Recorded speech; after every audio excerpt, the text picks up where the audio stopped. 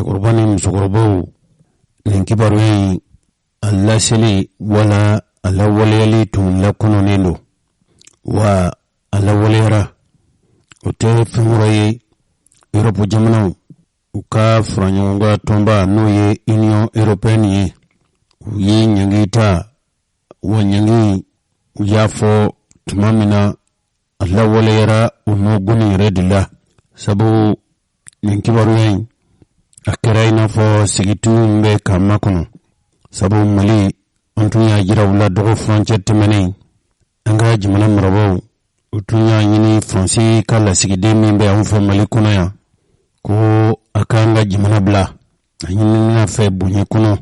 wa ka taa ka bɔ Mali dugukolo kan Faransi ka lasigiden kɔni o yɛrɛ dɔrɔn tun tɛ an ka jamana marabaaw u tun y'a ɲini Danemark fana sɔrɔlasiw fɛ olu ka sɔrɔlasiw k'u nana fa dugukolo kan a ma kɛ ni Mali ka sira di ye e ko Mali yɛrɛ bɔra kalama wa a ma kɛ ni Mali ka diɲɛ ye Mali ko ko jamana wɛrɛ sɔrɔlasiw olu tɛ se ka na an fa dugukolo kan fo ka sɔrɔ ka kɛ ni an faso Mali ka diɲɛ ye nin waleya fila in sɛbɛn minnu b'an bolo kɔrɔ o de y'a jira k'a fɔ ninnu de y'a to farafinna tilebiyanfan jamanaw a bɛ kalo kelen bɔ olu ye ɲangi dɔw ta ka Mali sɛgɛrɛ L'Europe jamanaw fana olu fana y'u dama ɲangi ta a kɛra juma tɛmɛnen ka ɲɛsin Mali don na tɛmɛ fanga o la ko latigɛbaw maa 5 ni ye laada ye laada min bɛ kɛ l'Europe jamana ka faraɲɔgɔnkan kuluba fɛ n'o ye Union Européenne ye nafolo ko ɲangi fɔlɔ don ko nin maa 5 in a maa o maa bɛ yen ni a y'a sɔrɔ u ka nafolo maralen don l'Europe jamana dɔ kan Europe kulu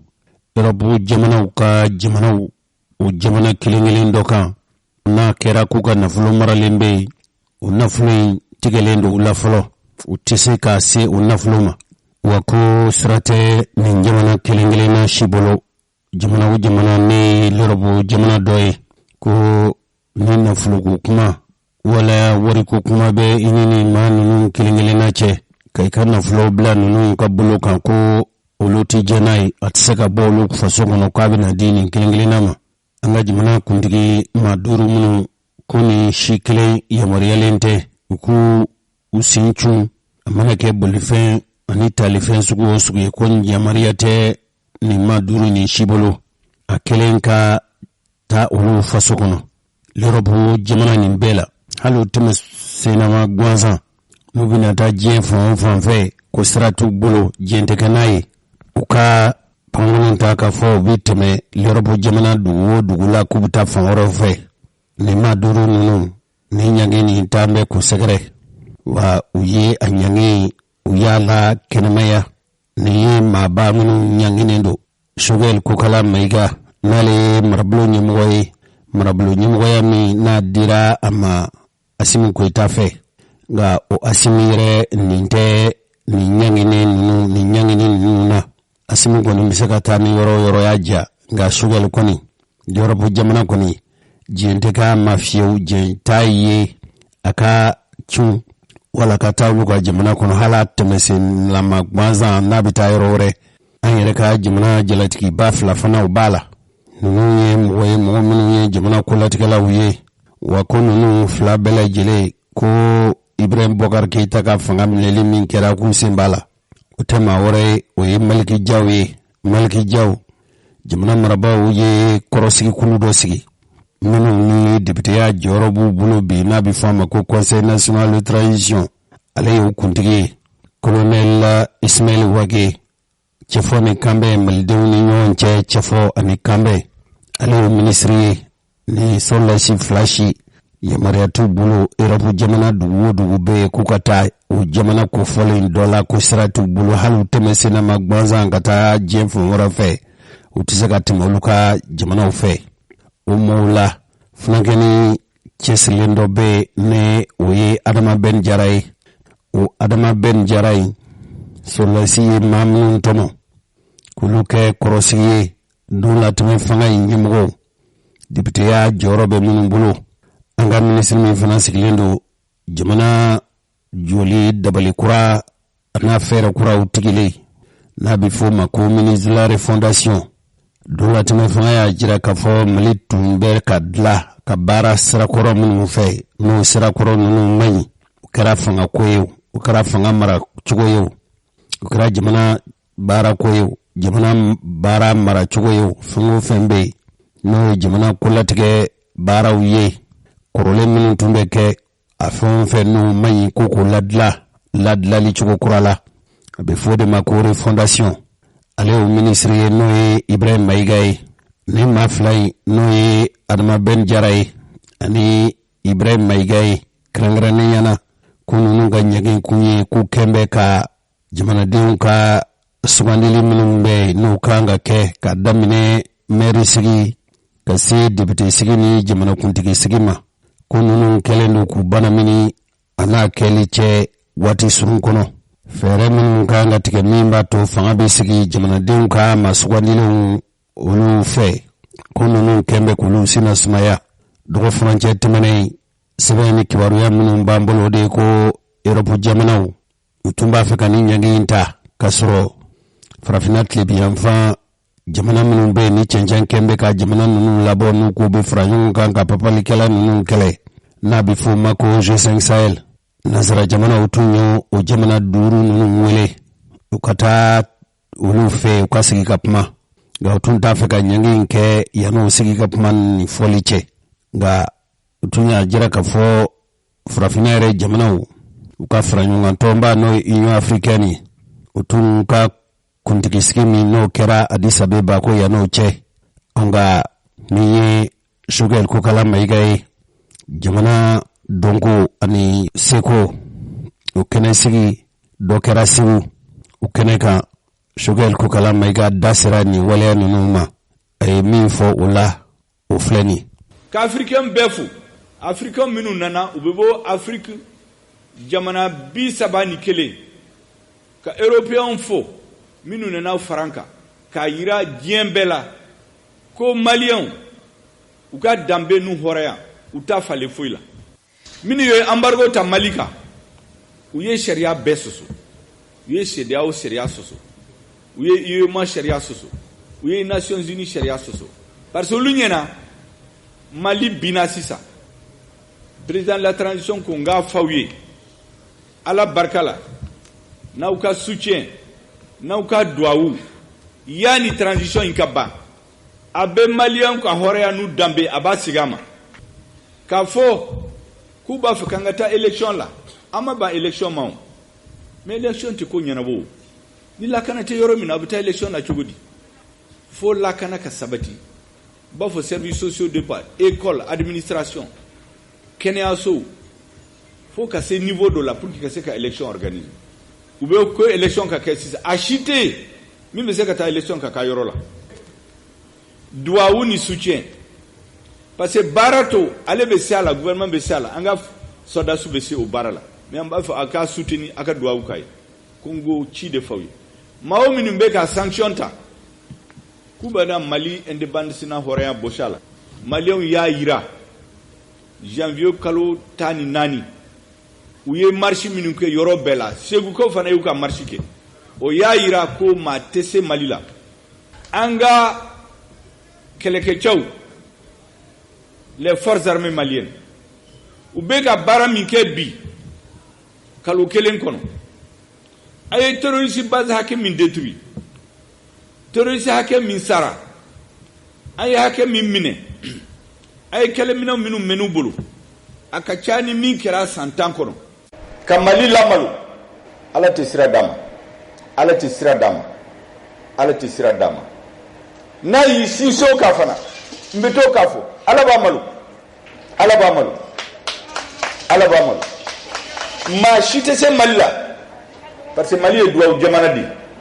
maa si tɛ se aw la parce que aw ye duwawudenw de ye mais f'aw ka aw tɛgɛ di ɲɔgɔn ma n'a ye n tɛgɛ di ɲɔgɔn ma maa si tɛ se an na n'u kun bɛ se an na a bɛ san 10 bɔ u bɛ ka maliyɛnw faga mais maliyɛn denw sɔrɔla bi min y'a fɔ k'a bi jɔ ka Mali danbe n'a hɔrɔnya segin a ma président de la transition b'o baara de la an ka problème bɛɛ dɔ ye parce que ale tɛ sira ɲuman ale tɛ sira d'u ma u tɛ sanna parce que peuple banko président ko ko n ko foli de se aw ma k'a fɔ aw ye aw ka da aw yɛrɛ la aw ka da an ka sɔrɔdasiw la an ka tɛgɛ di ɲɔgɔn ma an ka ɲɔgɔn minɛ an kana ɲɔgɔn janfa n'an tor'o la yanni kalo damadama ala barika la lakana bɛ segin ka na Mali 80% du territoire o bɛ libéré n'o libéré la élection bɛ sɔrɔ ka kɛ pour que président kura min bɛ na baara kelen de ka sɔrɔ a bolo ka jamana développer ka école développer ka dunkafa développer ka kɛnɛya développer ka Mali développer parce que o b'a sɔrɔ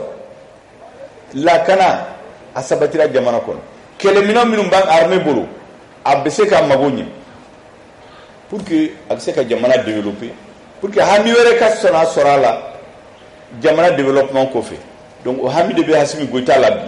o hami de bɛ gouvernement de transition la an nana ka dugawu ɲini aw fɛ aw ni ce aw ni baraji.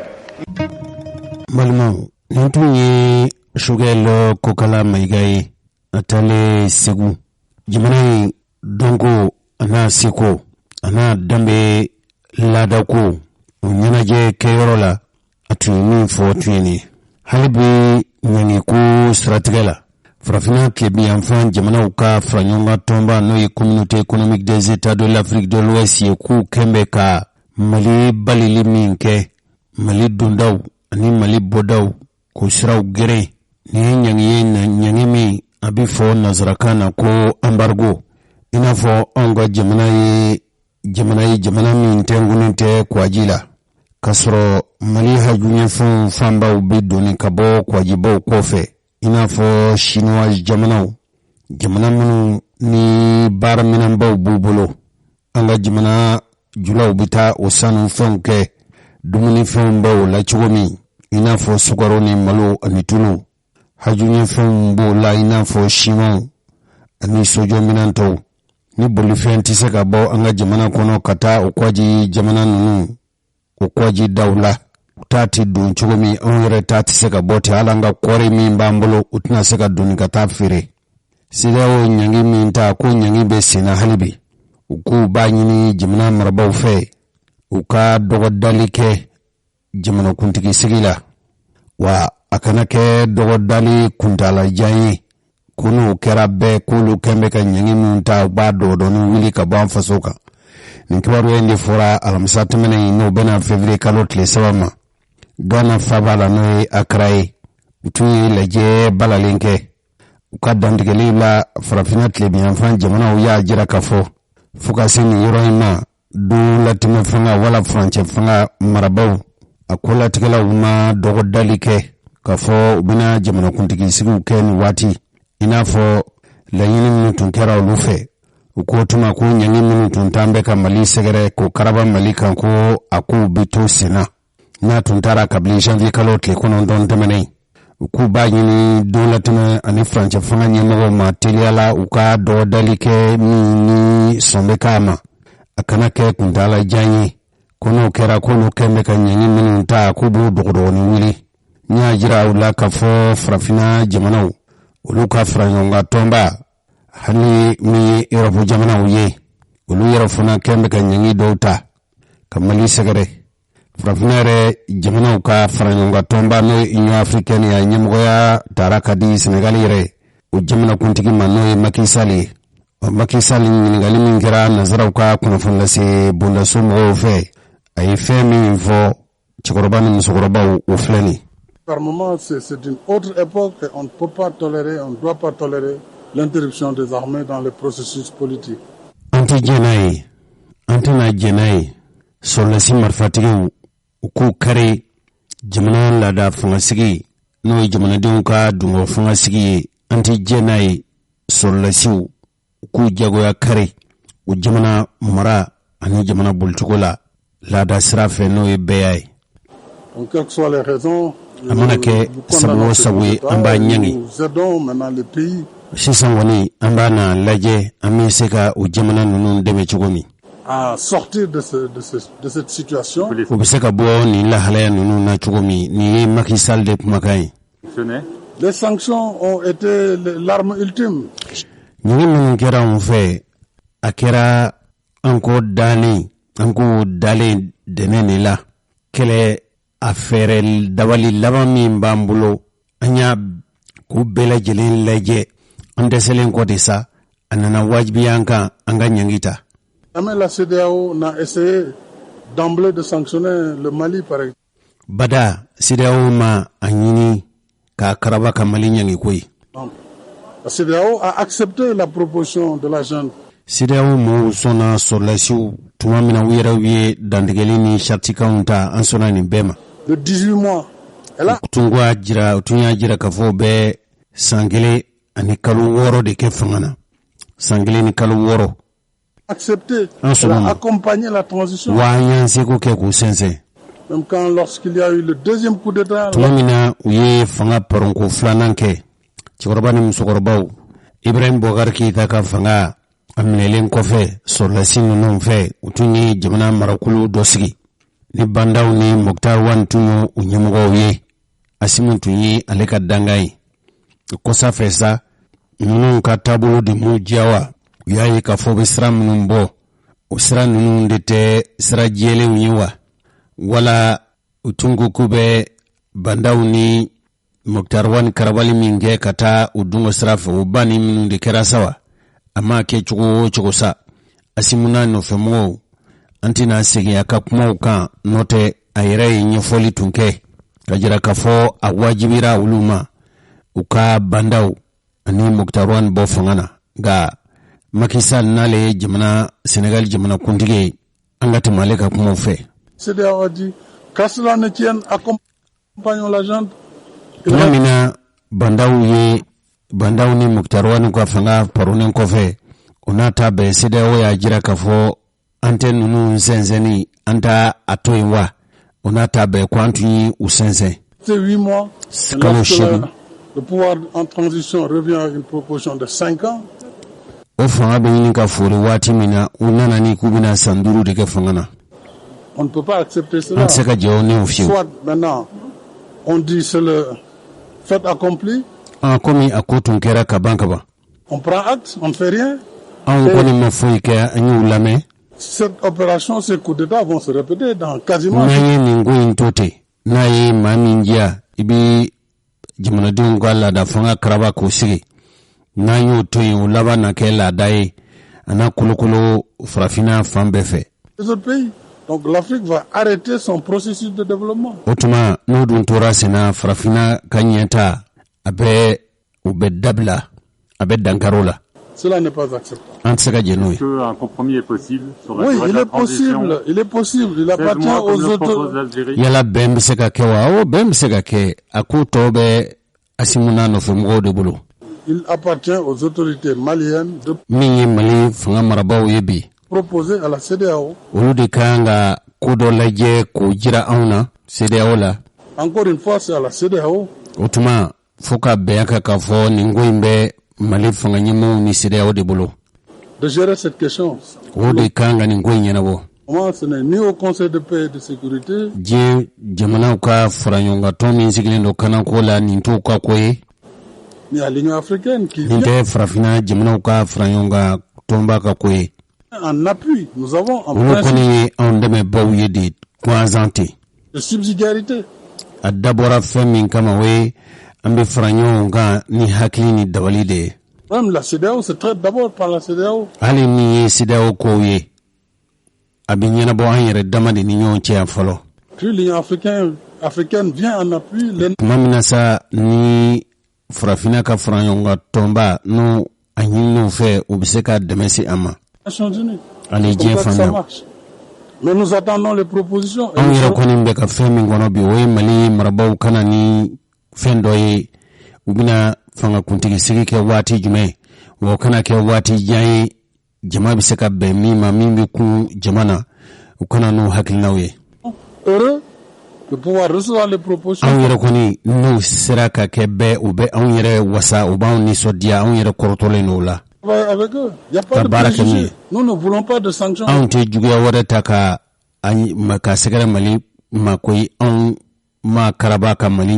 Mali. Ce discours doit être clair, mais il y a tellement de confusion entretenue à dessein. On a l'impression que la CEDEAO n'est là que pour les chefs d'État ou pour sanctionner, alors qu'avec le Mali, ça fait plus de... Taka segina abe sancha abe wati jambobi 20 mois aminika kalon gombo la transition ambeka franche fangai ambeku sense c'est pareil pour la Guinée hafana la Guinée fana taimbe tengoy c'est pareil pour le Burkina fana taimbe uchola et oui on n'a pas sanctionné yayi ama Burkina nyangi Burkina au Mali c'était pareil Mali ta fana tuyo choya koy. Donc la CEDEAO ne cherche pas à sanctionner. CEDEAO ka la hini te ka foka be nyangita ka CEDEAO jamana usegere koy. Lorsque les autorités militaires Mamina ni surasi uye fanga be surasi munumulo ne veulent pas faire progresser, on ne pas fait ka ko nyana botu mamine sa les armes de l'organisation. Siko nimbe ango kulu laudewe. Les plus optimistes sur le Burkina. Je ne veux pas faire de comparaison. Yala min kera Manila onyongona Burkina Taïwa ntena seka udanyo makwe. Qu'ils ont pris acte au moins des décisions du dernier. Le sommet, c'est encourageant. Comme nous leur avons dit, venez à la table de négociation. Donnez-nous des choses sur lesquelles nous pouvons travailler. Quoique c'est valable pour le Mali, c'est valable. Fana hali Mali fana ta bimbo chocolate. Pour tous les autres pays, il y a pas de jamana to bela jelembo chocola. Discrimination. Kafa kwa me do fusa ka teme do kan to atuwe. Un pays ouvert un autre pays. Wala ka noya jamana do bulo ka gelea jamana do bulo am tate ni shi. Mbalmo ni ayi anyi Senegali jamana kuntigi bi. Farafina ka kenya tomba. Unyemgoya be ale bolo nga ale fana ka jamana be CEDEAO la. Macky Sall ani Alassane Dramane Ouattara nunu chefla de chesir la kosobe ka dawtugu malinye ga dawtugu li malinye adegu mimbe Senegali kan ote hali Côte d'Ivoire kan nga Côte d'Ivoire ni Senegali uyenyangi mintaka Mali segere adegu mase Mali droma koy hali ulu yeraw Senegali yere fleni Senegal be wari min soro Mali ye jamana ni anga sani fire keba ujulaw u fanga ka bo wari bu bolo cheslendo tuma dola hali fendo be olu be kwaji dala weche ngai madola olu ka songo olu be kwaji dala amunun te kwaji dala anga fendo songo ka dino lu tawere wala ube sanga nyongona wa Mali be nafulu mi laddo Senegali kun anafulu kacha kosobe ni datukura malinye ageleyate Mali kilindala koy ni jamana ko fole nunu bela jele ni ya kapma jatemene akera inafo nyangi ambe domine inafo ko bi uluka la yininte ufela te wo nindungote uluko ni kulube ka Mali marabaw de laje nu koni nana fen yirawlu la fen min bato ulubi seka son inafo tumajume jamana marabaw bina jamana kuntigi sigike kama kura sugandi ka dabali ni feretike maldun ka makura sugandi uire ni noma ka sigi fangana ko de jien taboloy ansara ka fem soro Senegal jamana kuntigi aleka pmauna ani nyangi munun tara ka nga jamana segere ulu flen amalno kangrani yana anga chikurbani musukurbaw ningoni tuye Senegal jamana kuntigi kapmai nga yala Mali nyangi munun kera yala sharia duwa ni shariate mugube Mali kono ya munu ukalanindu famiyalendo uma kalani una miye Mohamed Ali Bachili alebe uma kalani nuna nga Mali ko nana seyoro dola akera inafo ni asimungoe ni shugel koe nga ne jose kunili maniyanendo kafo Mali bedda kuni ngambi ninte shugel koe ninte asimungoe Moma ni kera Mali deme bayi ka bɔ nin gɛlɛya la i tɛna kɛ asimu kama i tɛna kɛ shogɛl kokala kama i tɛna kɛ dolatimɛ fanga ɲɛmɔgɔw kama bɛɛ kɔni y'a dɔn i n'a fɔ Général Musa Traoré b'a fɔ cogo min bɛɛ b'a dɔn ka fɔ janfa labɛnnen don janfa in ta yɔrɔ a ka jan wa nin janfa in kolokoloba tɛ jamana wɛrɛ ye koyi nin ye Faransi jamana de ye Faransi jamana mina misali kelen fɔ aw ye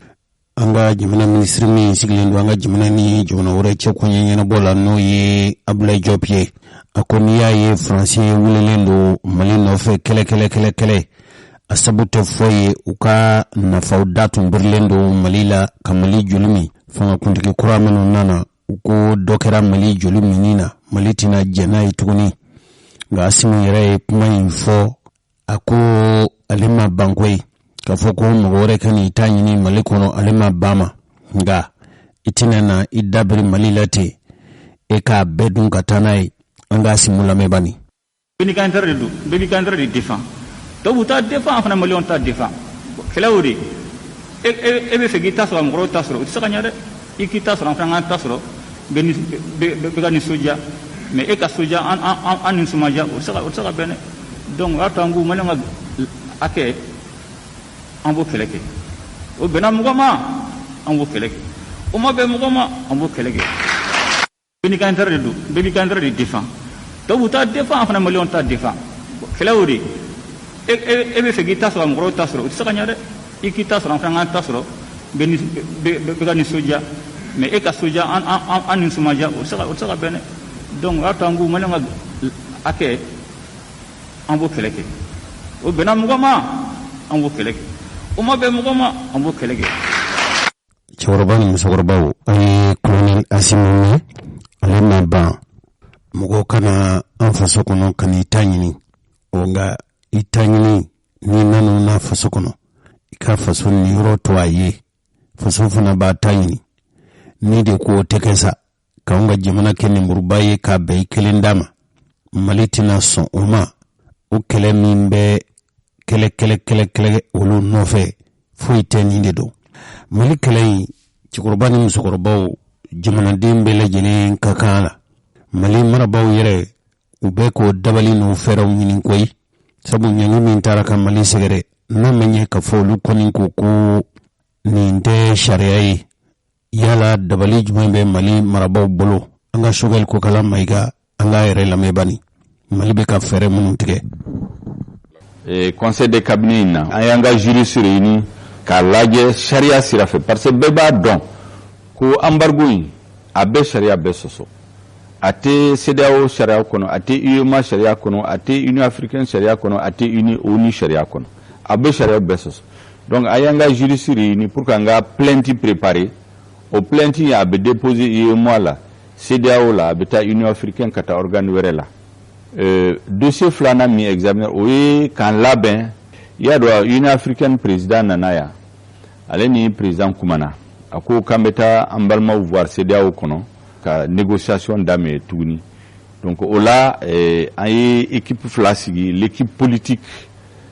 o équipe kɔnɔ Mali de b'a diriger mais jamana min bɛ sɔrɔ o kɔnɔ o ye Algérie Mauritanie Sierra Leone Nigeria Togo olu de bɛna sɔrɔ a kɔnɔ ka négociation c'est avec l'Union africaine la CEDEAO u bɛɛ bɛ fara ɲɔgɔn kan ani le comité de suivi a comité filanan o ye commission technique min bɛna chronogramme yɛrɛ lajɛ baara min kan ka kɛ o la pour que transition in ka se ka ɲɛ pour que Maliyɛnw ka hami a ka se ka taa en compte ani communauté internationale ka préoccupation commission fɔlɔ ministre des affaires étrangères bɛna diriger commission filanan o ye ministre de l'administration territoriale ani Mali ministre saba ministre de la refondation ani ministre des réformes politiques institutionnelles ale fana a bɛna élargi jamanaw tɔ bɛna u ka représentant ani CEDEAO yɛrɛ ani comité de suivi u ka technicien bɛna u bɛ baara kɛ ɲɔgɔn fɛ a laban bɛ min fɛ o ye Maliyɛnw k'a dɔn k'u ka gouvernement bɛ baara la a bɛ baara min na fɔlɔ Maliyɛnw nafa bɛ min na an sinsinlen b'o de kan mais an b'a ta en compte fana situation min bɛ communauté internationale fɛ pour que transition a ka se ka se transition min bɛ Maliyɛnw nisɔndiya Maliyɛnw ka nafa bɛ min na pour que élection ka se ka kɛ bɛɛ ka i yɛrɛ sɔrɔ basigi kana jamana kono election ka ke ka soro sosali makala transition ka se ka nyebe ambalmo na ya soro beta e fasukoye aw ye shogel ko kala maiga kapma me 600 mali doningela dante munumbe ni fanga be ulugolobi ina fo shogel ko kala maiga asimun ko itaw no femo mo woro be mali kunaya minun fana ye ma famiyalen ye caman be hali minnu yɛrɛw be n'olu ko ko tulatɛmɛ fanga in olu fɛla tɛ nka i b'a sɔrɔ u ka dɛmɛ bɛ se ka se faso ma o siratigɛ de la barosigi tun kɛra Mohamed Ali Bacili fɛ n'ale ye dɔnnikɛla ye a yɛrɛ ye minisiriya kɛ a ye josariya minisiriya kɛ a ye dugukolo minisiriya kɛ ala ka hinɛ Elhaji Ibrahim Boubacar Keita la k'o to fanga na a fana ye kunnafonilasila wele a da sera fɛn caman ma an ka sibiri tɛmɛnen kibaruyaw an ye dɔw lase aw ma nka an bɛ don min i n'a fɔ ko bi ni fasoko kɔni don hali minnu yɛrɛw bɛ yen hali ne yɛrɛ jose kɛ ni jɔda bɛ ne la faso in bɛ se k'a yɛrɛ sɔrɔ cogo min e ko ne na to kɔ dɛ han welelaw ma welew ne hakili la cɛkɔrɔba ni musokɔrɔbaw aw bɛ se ka kɛ ne ka seere hali n'a y'a sɔrɔ ala bɛ seere bɔ maa tɛ se ka maa mankutu sabu fɛn min bɛ maa kɔnɔ i ŋaniya na ala b'o dɔn nka i ka kɛwale tuma dɔ la a b'i ŋaniya jira Mohamed Ali Bacili ye kunnafonilasila wele dɔgɔfurancɛ tɛmɛnen ne ka ɲininkali bolila ni ɲɔgɔnnaw de kan mɔgɔ minnu bɛ yen n'olu bɛ se ka faso dɛmɛ an tɛ nin ko in an t'a bɔ Asiminko la sa wa Asiminko yɛrɛ tɛ ko ye fasoko don Shogel ko tɛ fasoko don bɛɛ ka kan k'i jini yɔrɔ fin ni dugu n'a bugu ni taa wulila dugu tufaw la yani i k'a fɔ karisa jo t'a la karisa jo t'a la ne ma fɔ k'a fɔ taa wulila Mali la dɛ ala kana taa wuli Mali la ni ala sɔnna ma ala tɛna taa wuli Mali la nka ni faso jɔ kɛnɛ wulila karisa ye n fɛ maa ye o karisa tɛ n fɛ maa ye o o kan ka bɔ a la pewu bɛɛ kan ka wuli i ma tubabuw ye tuma min na tubabuw ye anw neni a ma bɛn ne ma a ma bɛn ne ma a ma bɛn ma cogo si la sabu n faso ye n faso de ye faso tɛ tunama da faso tɛ feere ne seko ye min ye ne y'o kɛ ni jamanaden tɔw bɛ yen seko bɛ bɛɛ la dɔɔnin dɔɔnin bɛ bɛɛ bolo bɛɛ bɛ se ka dɔɔnin kɛ an bɛ taa jini yɔrɔ fin Mohamed Ali Bacili n ka ɲininkali sera a ma a ye kunnafonilasilaw wele ɲininkali min kɛra la o jaabi min sɔrɔla o fɛ an ka o lamɛn cɛkɔrɔba ni musokɔrɔbaw. Bon maître dossier kuma b'i bolo. Ala k'an bɛɛ sababa ala k'an ka jamana de ala k'a kisi mantɔrɔ kɛbaw kana yiribaw ma Mohamed Ali Bacili ne bɛ dɔn komi n tɛ ɲamakala de ni tun ye ɲamakala ye bi n tun b'i ma balima de a fɔlɔfɔlɔ ye min ye i bɛ fɛn min fɔ i b'a ɲɛna jamana in jɔli ne bɛ hakilito ɲini kɛ aw fɛ aw minnu ye kunnafonilasiraw ye an bɛ hakilito ɲini aw fɛ a b'aw makun n b'a fɛ ka min fɔ dɔrɔn o de ye a mana kɛ cogo o cogo i b'a sɔrɔ kunnafonilasira minnu fana bɛ yan i b'a sɔrɔ e fana si ka kɔrɔ ni caman ta ye a bɛ se ka kɛ mɔgɔ dɔ ka kɔrɔ ni ye n b'a fɛ n ka kuma in kana gun aw la nin kelen ninnu sigili man ca Mali ye nana jamana de jamana o jamana ni nana taa kɔnɔ a tɛ so kɛ a tɛ latila Mohamed Ali ye nana de dɔɔninkɛla don m'a fɔ ko fiɲɛ t'a la dɛ fiɲɛ bɛ ne yɛrɛ la diyagoyalen hali mɔgɔ minnu bɛ Mali baara la bi fiɲɛ bɛ ka bɔ an bɛɛ ka ɲintin fɛ nka kɔnɔbulu jɛlen o de bɛ bi fɔ Mohamed Ali ne m'a yɔrɔ min faamu a fɔlɔfɔlɔ ye min ye jamakulu min wulila ko i bɛ k'a ka jamana mara cogo man ɲi e yɛrɛ jɔɲɔgɔn kɔrɔ don i bɛ ka ne yɛrɛ jɔɲɔgɔn kɔrɔ don aw farla ɲɔgɔn kan ka kulu nana bɛn ko M5 jamana in bɛ kun bala na bi nin n'a ɲɔgɔnna hakili ɲumanw bɛ e bolo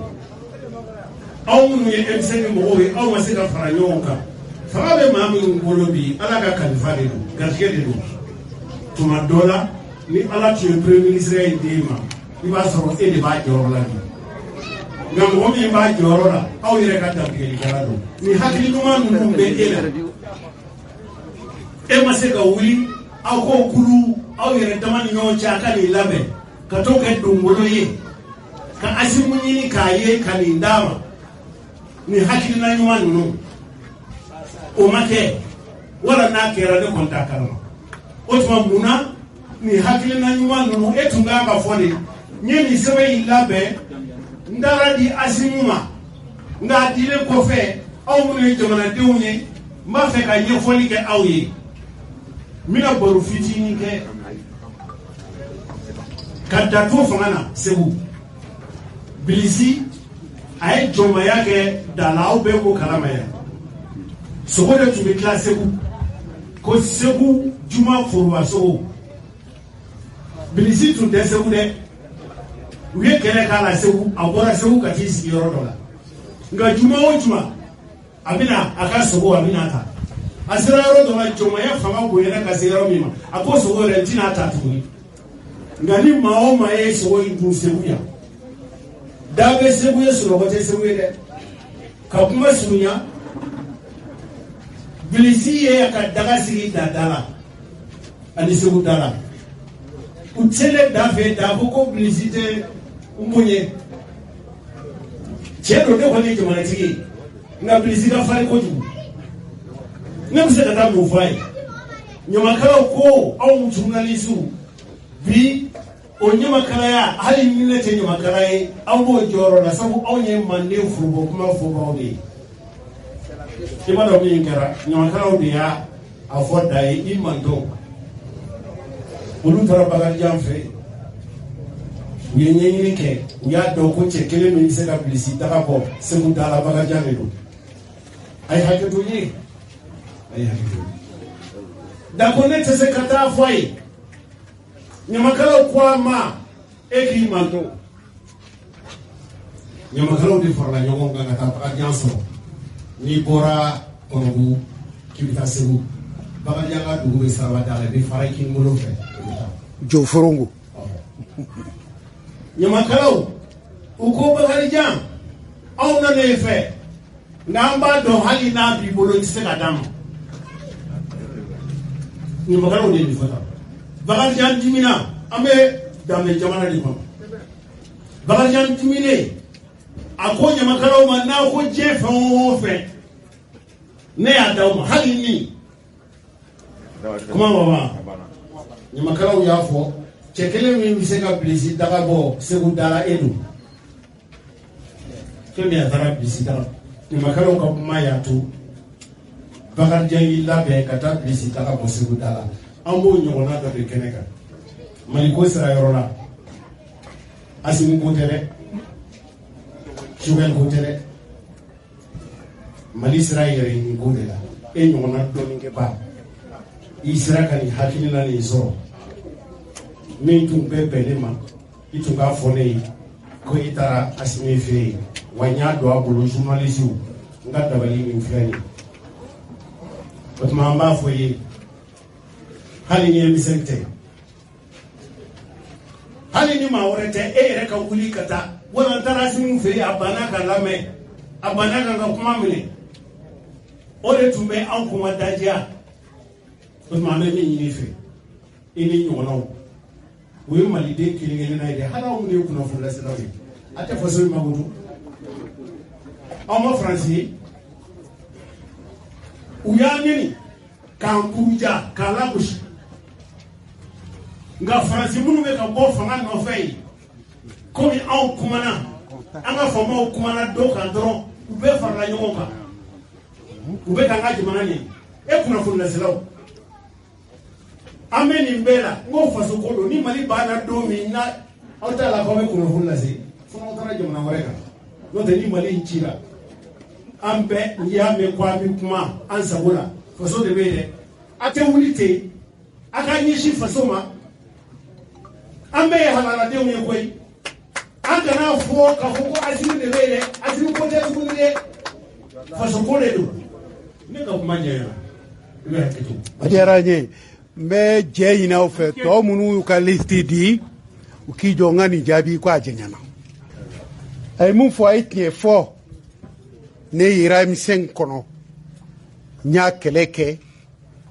nya ke ni farkuloi nya ke ni haklina ni ga doniai nya ke halini ga nafuloi ni wari bo manifestation ka ke ne ka reçu be moloya ne mundi M5 kele wakati ka se ka manifestation la a reçu membolo ni mundi kene mabolo ni bolo tede me ka do M5 kono baraka ke na 8,500,000 donc ito ke ki kodo yo ke fon fena o isebe ibe to akono ay mun fo e sisan ne yɛrɛ famana ka taa M5 réunion na comité stratégique la famana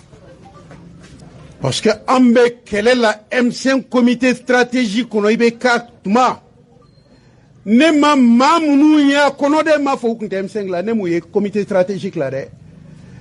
olu de bɛ don bi comité stratégique kɔnɔ ni da waga ni da make dɔw sago ye u b'i fa ni ba nini fa nini ni ba nini ni a daminɛna ne de la ne Bacili a sɔrɔla mun fɛ ni mɔgɔ ma kuma i tɛ dɔn waati la n'aw ye réseau lajɛ groupe dɔ bɔra ko u taara yafa deli Mamu Diko fɛ ko comité stratégique u bila ka taa minnu taara nte u tɔgɔ fɔ yan parce que mɔgɔ ko kuma tɛ mais mun kɛra an b'o fɔ tɔn sigiyɔrɔ la ne ko aw ye nin mun fɔ réseau kan ne hakili tɛ nin kuma la k'a fɔra comité stratégique réunion na k'an bɛnna la n'aw bɔra ka taa nin fɔ aw yɛrɛ ma mun y'aw bila la ne t'a dɔn est ce que n'aw fana bɔra k'a fɔ k'aw ye nkalon tigɛ a tɛna kɛ ko comité stratégique bɛ lagosi wa n'an bɛnna kuma mun na an ka bɔ n'o ye ni bɛn ma kɛ mun na hali n'a b'aw kɔnɔ a ye na an k'a fɔ an ka ɲɛɲini a la n y'o kuma fɔ ne banna mais o tigiw n b'u tɔgɔ fɔ puisque u dɔnnen don dɛ an bɛ réunion na dɔ bɛ yen a ye da tan ka bɔ a bɔra kɛnɛ ma a ko nin Bacili ye mɔgɔw tɔɔrɔ i tɛ foyi fɔ n'a ma dɔ fɔ dɔ bɔra a bɛ ba nenini ni fa neni bilen mun dɔn a y'a kɛ ne ka denmisɛn mun tun bɛ kɛnɛ ma k'u bɛ kɛlɛ kɛ o dɔ ye n wele bɔ n bɔra n ka y'a dabila u y'a ɲɛfɔ ɲɛna n seginna ka don ɲɛmɔgɔya tun bɛ Choguel de bolo nin yɔrɔ la n b'a tɔgɔ fɔ n ko a ɲɛmɔgɔ denmisɛnw bɔra ka ne fa ni n ba neni a ma bɛn ma kumaw ye a ye réunion continuer k'an to réunion na a wulila ka bɔ k'a bɛ taa rendez-vous la hala ma kala don a ɲin na ka bɛn a ma a m'a fɔ tɔnsigi la aw kana ni ɲɔgɔn kɛ n ye n kɔ don n ko a ne ɲɛna an bɛna ɲɔgɔn bonya kɔnɔ mais ne si tɛmɛna n fa bɛ neni n ba bɛ neni kɛnɛ mun kan ko n bɛ bɔ n ka so ka n ka samara don ka na n sigi o kan o de y'a kɛ n ye comité stratégique réunion bila ni mun t'a dɔn nin de don maa mun ye n fa ni n ba neni u b'a fɔ a tigi ma Soudanais mun ye n tɔgɔ fɔ Abu An mais o tuma Mali ko ser'o la wa an bɛ hakili de di ɲɔgɔn ma o kana n fa ni n ba neni donc a kɛra ni tulu ka kan fɔ i fa n'i ba bɛ neni kɛnɛ ka réseau kan bɛɛ b'a kalama je crois que an ma taa M5 la o kama wa ne bɛ M5 la tuma min ne m'u ye dɛ n m'a fɔ u tun t'a kɔnɔ dɛ mais olu tun tɛ comité stratégique la bi u ko k'u donna a ka u k'a ta o y'a yɔrɔ fɔlɔ ne ɲɛna an si tɛ taa bi à mon âge ko n bɛ taa n yɛrɛ di dɔgɔyama ma mais a tiɲɛ ma bange wa ne yɛrɛ balimacɛ Mamu Diko m'a fɔ k'a bɛ yafa deli n fɛ yan ko mangalonda la ama fo ne ma fo ne ma do a ko bɛɛ de kɔnɔ ka ɲɛfɔ ne fira misɛn la cogo min mun ni mun kɛra kɔnɔ ne ma bɛɛ ɲɛfɔ an ka tɛmɛ kan i ko ma se u ma ko m'u u ladi ne ye ɲɛmɔgɔ so wele ministre so wele dɛ n delila k'a fɔ n ka kuma la n bɛ segin a kan M5 nana hakilina fɛn o fɛn bɛ n na n ko n b'a f'u ye ma jaabi di wa mun ye Asimi yɛrɛ n'a ka mɔgɔw ye ne n'u sigira don min na kuluba an sigira n ko n b'aw dɛmɛ n bɛ papiyew labɛn an bɛ ɲɔgɔn ye don jumɛn an farala jeudi semaine prochaine b'a di an ka ɲɔgɔn lamɛn u ko ma mardi an bɛ ɲɔgɔn ye yanni mardi ka se lundi u ye Rathbat minɛ u y'a minɛ mardi mun ye mercredi mun ye n y'u wele o semaine bɛɛ fo ka taa semaine la u ka numéro fɛn o fɛn bɛ n bolo n y'u wele n ko Rathbat ko tɛ ne den don a y'a minɛ mais ne bɛ Mali ko kuma dilan aw fɛ a y'a to an ka sigi dossier fo bi u m'an wele o tuma n bɛ mun kɛ i bɛ yafa n ma n bɛ segin a kan sini ni ne y'a dɔn n'u bɛ se ka ɲɔgɔn ye cogo min n'an bɛ se ka ɲɔgɔn ye cogo o cogo ne b'a dɔn ne delila k'a fɔ fɛn mun bɛ Mali dilan n b'a k'aw ye n m'a fɔ mɔgɔ ye dɛ u mɔgɔ 5 bɛ jɛn tila n sɔnna n b'aw dɛmɛ a hakili la n b'aw dɛmɛ a baara la Ala kama aw kana n sara n b'a kɛ Mali kama n y'a f'u ye u mɔgɔ 5 sigilen minnu ye coup d'état kɛ aw bɛ fɛ n ka mɔgɔ wɛrɛ fɔ ni Ala sɔnna ni occasion bɛ ne bolo k'a kɛ mais mɔgɔ tɛ wuli ka taa cour africaine na i kelen a dossier bɛ dilan a bɛ di mɔgɔw de ma a bɛ di affaires étrangères mɔgɔw de ma a bɛ di ninnu de ma f'i n'olu de ka sigi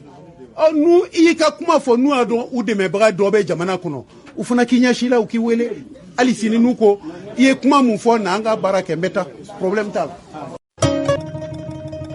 cɛkɔrɔba ni musokɔrɔbaw ne y'a jira u la k'a fɔ ne ye Kɔlɔkanika de ye ne ye Kɔlɔkani yɛrɛwoloden de ye ne ye Kumi Jose tɔgɔma ye ne ye Kɔlɔkani Se Jose Traoré tɔgɔma ye hali bi Kɔlɔkani jamanatigiya a bɛ ne anw Zanbilaw a bɛ anw yɛrɛ de ka bondo la fanga bɛ anw ka bonda la bi Traorélakaw kɔni Kɔlɔkani yɛrɛ jamanatigiya a ma fɔ Zanbiladenw kɔ ni Ala ye sini kɛnɛya di ne kɔni kɔrɔkɛ bɛ yen n kɔrɔkɛw ka ca Kɔlɔkani n kɔrɔkɛ dɔ bɛ yan o ye Modibo Fajo Traoré o fana bɛ ne ni kɔrɔ cɛ n kɔrɔkɛ dɔ bɛ yen n kɔrɔkɛw yɛrɛ ka ca ni n ko n b'a fɔ sisan n bɛna ɲinɛ dɔw kɔ ni fɛn min kɛra Kɔlɔkani a kɛra ne Jose a kɛra Fajo ka bonda ye ministre ale taara ka taa dɔgɔtɔrɔso kura dayɛlɛ Kɔlɔkani Mohamed Jose Traoré i tɛ fɛn fɔ an ye Kɔlɔkani Zanbilaw olu nisɔndiyara kosɛbɛ ka sabu kɛ u ye welekan bɔ a bi san caman bɔ bi min bɛ tali kɛ u ka kɛnɛyaso ko kan kɛnɛyaso in a baara kɛra Elhaji Ibrahim Bokar Keita ale ka fanga wagatiw kɔnɔna na nka gɛlɛyaw kun donna a kɔnɔna na o kama a kurubɔnkarili baaraw olu tun ma se ka ɲɛ sɔrɔ nka min bɛ tali kɛ jamana furancɛ fanga ɲɛmaw kan ni o ye Colonel Asimi Goïta ka fara Choguel Kokara Maïga o ni jamana marabolo tɔw u ye cɛsiri kɛ cɛsiri min de kɛra sababu ye min ye Kɔlɔkanikaw ye k'u ka dɔgɔtɔrɔsoba in ka se ka a kurubɔnkarili baaraw kɛ cogoya min dɔgɔtɔrɔso in yɛrɛ a musaka a cayara kosɛbɛ nka jamana marabaw u ye cɛsiri kɛ ni kɛnɛyaso in a bɛ se ka sabati cogoya min ka di Kɔlɔkanikaw ma o kurubɔnkarili kɛnɛ kɔnɔ min bɛ tali kɛ Kɔlɔkani dugutigilakaw ni o ye Zanbilaw ye u ye dantigɛlikɛ kɛnɛ kɔnɔna na u ka ciden min tun bɛ kɛnɛ kɔnɔ a ye dantigɛlikan min kɛ dugutigi tɔgɔ la an ka kulomada o dantigɛlikan in fɛ jamana tagoma Kɔlɔkani dugutigi tɔgɔ la Dojo Traoré ayiwa transition premier ministre a n'a ka jamakulu kulukɔrɔ gouverneur Kɔlɔkani commandant ɲɛma fɛn o fɛn bɛ yan an ka bonya b'a bɛɛ kan an nisɔndiyalenba nin dɔgɔtɔrɔso ko in na jama fɛn o fɛn nana ka bɔ yɔrɔ o yɔrɔ Ala ye fɛn o fɛn ɲuman ye se yan nɔ an b'a ɲini Ala fɛ a bɛɛ ɲuman ka segin hɛrɛ ni baden nɔ dɔgɔtɔrɔso ko in dugutigi y'a fɔ a kɛra ale tileyɔrɔ bi kabi ATT dɔgɔtɔrɔso ko in daminɛna gɛlɛya dɔɔni donna rɔ mais ala barkaro transition mɔgɔw bi an bɛ foli kɛ madame le ministre de la santé a nana an y'an ka hami yira la o y'a sɔrɔ an y'a boli caman kɛ a ko ni ala sɔnna problème t'a la a sera transition gouvernement u y'a ta u bolo fila rɔ waati kunkurunin dɔgɔtɔrɔso in kɛra ka ban pewu an ko kuranko ani jiko dɔgɔtɔrɔso tɛ ka ɲɛ o kɔ a ko a y'a hakili sigi ala barika rɔ kuran ni ji a nana dɔgɔtɔrɔso in na donc nin waati kunkurunin na k'an bɛna dɔgɔtɔrɔso dayɛlɛ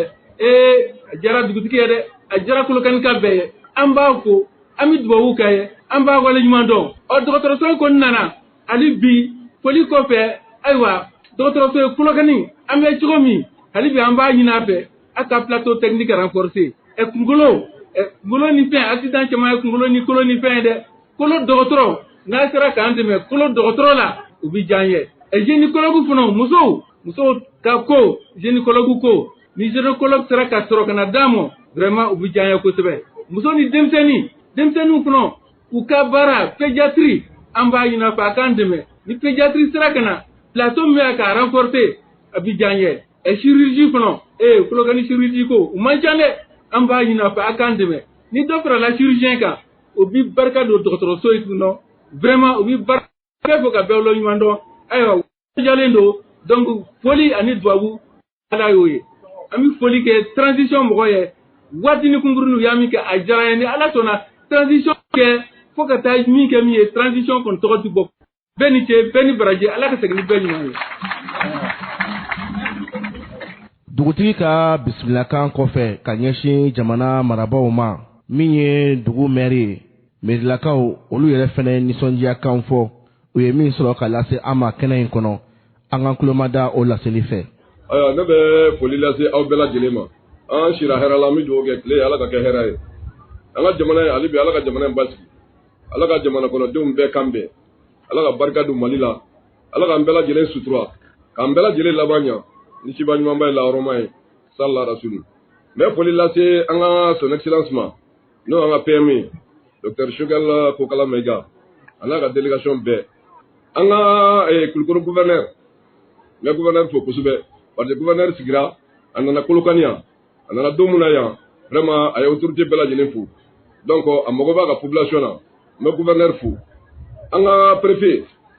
n bɛ préfet fo CNT yɛrɛ fana kɔnɔ mɔgɔ min ɲɛsinnen don kɛnɛya kɔnɔ a bɛ délégation na n b'a yɛrɛ fana fo président de conseil de cercle ani sous préfet fɛn fɛn min yan an ka préfet adjoint n bɛ foli lase bɛɛ lajɛlen ma n t'o ɲɔgɔn maire minnu bɛ yan n t'i ɲinɛ o kɔ Kolokani dugutigi n bɛ bɛɛ lajɛlen fo chef de service fɛn fɛn min yan partenaire fɛn fɛn min yan n'o bɛ Kolokani dugukɔnɔna dɛmɛ n'o bɛ Kolokani cercle dɛmɛ n bɛ foli lase a partenaire bɛɛ ma ka foli lase an ka fɔlikɛlaw ma ka foli lase presse mɔgɔw ma ka foli lase lakanibagaw ma bi ne nisɔndiyalenba don ka kuma ta Kolokani commune a dugu 51 tɔgɔ la ka foli lase an ka premier ministre ma premier ministre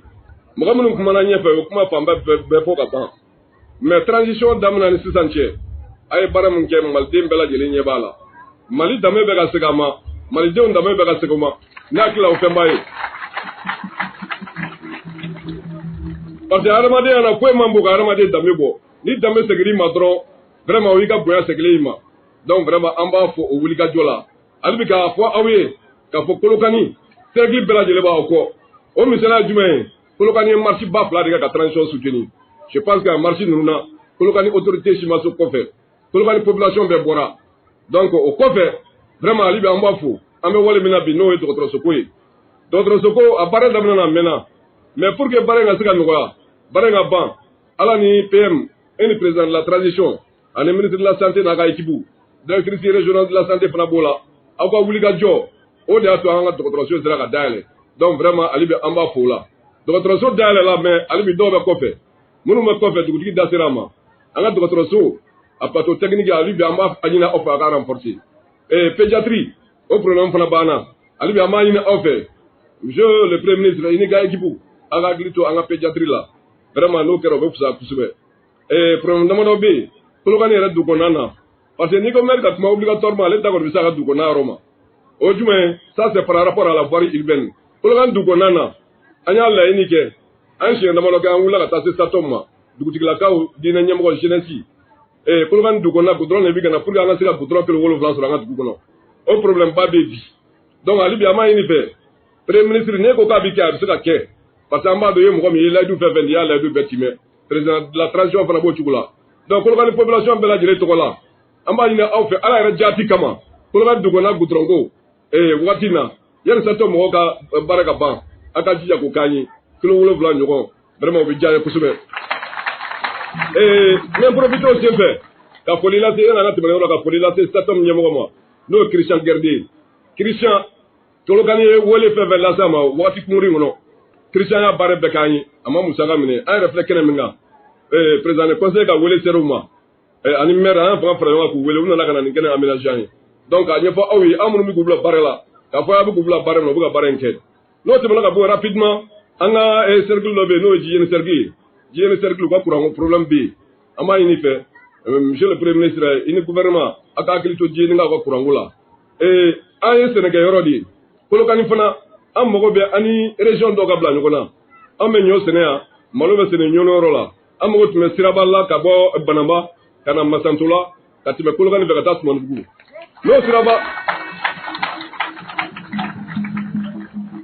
no siraba siraga labe vraiment bi jani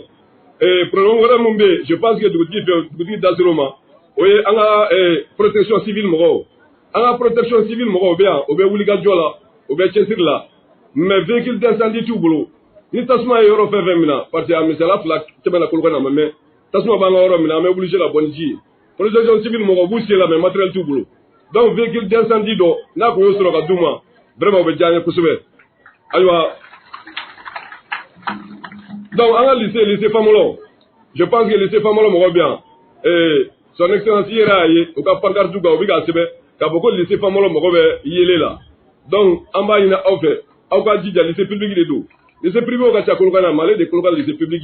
na sera ka courant soro o be jane kusube wati koro kama vraiment ali bi ami do ko awi abe baram na be faso bared la aw yera ka barete su ani clé iga agenda chargera mais yang ne atuko belega na kolokania moi je pense que o te conseil ye kolokani ga chuga amna amba do sabla ibunga na me ya forcer kana ni ka délégation abe boya ta sibu anyu mana na kolokani atuko amna amba ine alofe nyowa nga ke hera kuno anyu manga se gata ga deba soro hera kuno ali bi ala ka nga jamana la kana ala ka nga jamana baski ala ka barka do malila o de wala saga so abalmaw ni dantigeli nu kofe kuma donaw bi afocogoya mi yoro be seko ani donko obe dugu kelenkelenna bɛɛ lajɛlen na ni maa min ka seko n'a ka donko o taara k'i dan i tɛ maa si ta sɔrɔ o kama kɔtɛbabɔlaw olu yɛrɛ tun bɛ kɛnɛ kɔnɔ Seba Traoré ni a ka jama yanni jamana marabolo ɲɛma a ka kuma ta u ye ɲɛnajɛ dɔɔnin kɛ kɔtɛba tolon kɔni nin bɛ maa hakili jigi faso la nin bɛ maa hakili jigi bɛlɛdugu la nin bɛ maa hakili jigi bamaana kɔrɔlenw na an kan tulo ma da kɔtɛba kulo ale fɔliw fɛ Seba Traoré n'a ka jama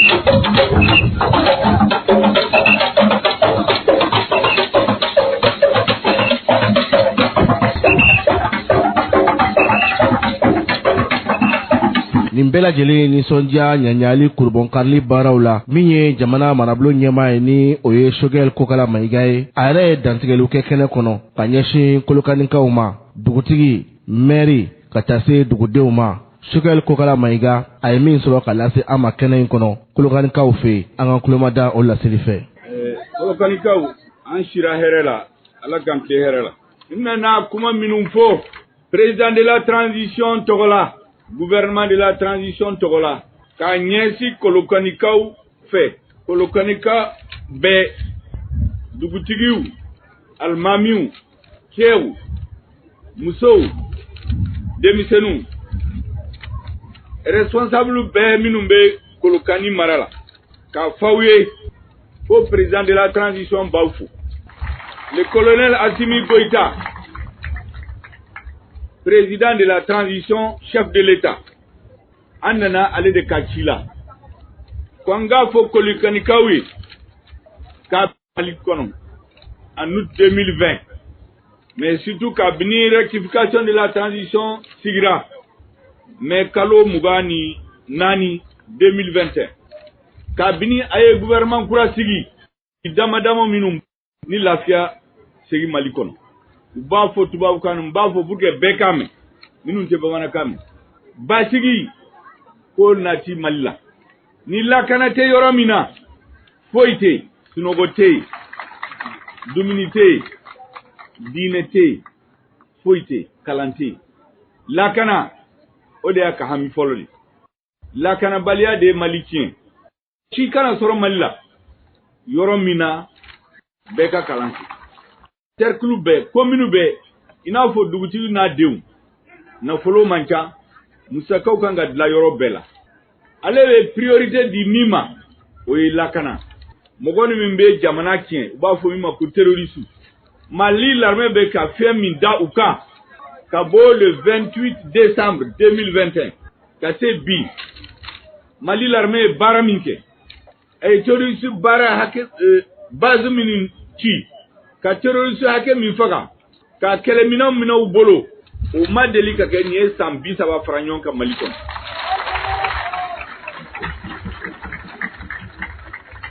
kelemina minu sana ka dianga l'armée ma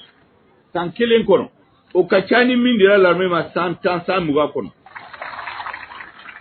ya do korole malion bebe bolika buga yorola ba fo mi ma ko réfugié 350,000 ma ba keme saba ani ba biduru malion de minun bulla ka buka dula minun te kenama min be malla mutuka so ka dula o malion bi bebe ka segi doni ka yorola bi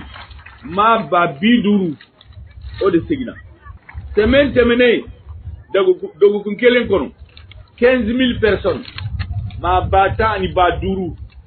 o de segina ka yorola Dominico Dunkafa école ko kene allez be barala ministre wo ministre ay institution malion ka se ka hereso malion ka se ko ala ni tien transition ye baraminke amena amo baranyo ye malla ka se ka élection organisée sigi o ka se ki nyesi jamana barama la kana ko kana ka hamiye tuguni ase ki hakili inyesi jamana development ka école so ka kenya so ka siraw kudla o de hamibi kongo fawiye ka fawiye à travers vous ka fo malion be hami min be président de la transition o de ni ayon ako kongo kuma fawiye ale togola gouvernement togola conseil national de transition togola institution de la transition be togola ba be baraba minula o de ni bi anana kenya kodila ay kenya so minun jo ya fo ko million keme woro ni ko de donal mais baramino minun sana ba fo me ko plateau technique ani ambulance ani véhicule double cabine ni baramino minun bedo kenya so inkol ni be franyok o be milliard kelembo 1 milliard au Kenya soin au seka en même temps li bi wolongula banabato wolongula bi wolongula be seka frake en même temps Kenya soin kon et ambulance be projet là mais président ere aya me aya mai ko président e ambulance were sanka fra ambulance fla min be projet là et ambulance keren falata dugu akuye la yini doke ministre de la santé fait ale ka voyage là-bas pas les bas fait boliminant do kadi akakidema uke ni ki babolo o se kata yo boliminant fana ministre de la santé ya alabe adira dugutigi ma uka kiden kata akibe akise yorobela ay wa retraité ou ani ma wéré gonan kanga minun deme pourquoi quoi ngo ka se ka nyanabo INPS ni kanam directeur fana ou be délégation là olu nana pour que ka dɔn gɛlɛya min bɛ Kolokani ba se ka solution sɔrɔ baara min bɛ ka kɛ Kolokani bi kuma minnu bɛ ka fɔ bi o bɛ se ka bɔ cercle bɛɛ la donc cercle o cercle malien o malien n'a ɲɛ banna bi a k'a dɔn olu ka tour bɛ se bi Kolokani de bɛ yen a tɛ waati janbɔ an kun bɛ ɲɔrɔ sini a bɛ kɛ yɔrɔ wɛrɛ la yanni transition ka ban yɔrɔ o yɔrɔ ni baara bɛ se ka k'a la gouvernement de la transition sous l'autorité du président de la transition o baara bɛ kɛ n'Ala sɔnna kan t'o la an b'o bɔ baaraba in na maliyɛn bɛɛ b'a dɔn bi baara min bɛ ka kɛ jamana kɔnɔ a ma se a kuma ka fɔ bɛɛ ɲɛ b'a la bɛɛ b'a santi kan an bɛ ka terroriste kɛlɛ an bɛ ka n ka jamana hɔrɔnya ni danbe segin a ma waati de la dɔw bɛ taa africain dɔw su k'u bila Mali contre la ka sanction ta Mali contre la peuple malien y'a yira janvier kalo 14 Kolokani taw y'a kɛ janvier kalo 15 samedi le 15 janvier aw y'a yira ko malien tɔw y'a yira ko aw ma jɛ ni sanction n'u ye ko aw ka hɔrɔnya malien ka hɔrɔnya n'a danbe an tɛ sɔn maa si ka piétiner président ko k'an k'aw fo o manifestation de soutien in na k'a fɔ aw ye ko ale bɛ baara la gouvernement bɛ baara la institution de la transition bɛɛ bɛ baara la résultat fana bɛɛ ɲɛ b'a la mais ale bɛ min ɲini aw fɛ dugutigiw fɛ maakɔrɔbaw fɛ alimamiw fɛ jamanadenw bɛɛ cɛ ni musow Mali kɔnɔ ani Mali kɔ kan a bɛ fɛn fila de ɲini aw fɛ fɛn fila fɛn fɔlɔ aw y'a yira o ye soutien de ka gouvernement soutenir u ye sanction ninnu da an ka don min na minnu ye sanction ninnu ta olu yɛrɛ b'a dɔn k'u kun ye CEDEAO sariya sɔsɔ u ye UEMOA sariya sɔsɔ u ye ONU sariya sɔsɔ a si tɛ sariya la u y'a kɛ dɔrɔn parce que u bɛ se a la u y'a kɛ dɔrɔn pour que gouvernement in ka dafiri ka déstabiliser minnu ye nin ŋaniya ta ŋaniya wɛrɛ t'u la dɛ k'u bɛ Mali dɛmɛ nkalon don u y'o sanction ninnu ta pour que gouvernement in ka dafiri an bɛ kɛlɛ min na ka Mali hɔrɔnya n'a danbe segin a ma o man di dɔ ye dɔw b'a fɛ k'an to jɔnya la olu nana a bɛ san 7 bɔ u nana k'u b'an dɛmɛ ka terroriste kɛlɛ k'a sɔrɔ u bɛna don min na kɛlɛ kun bɛ kɔrɔn fɛ k'u to yan i Barkan bɛ yan i Fama bɛ yan i Takuba bɛ yan i EITM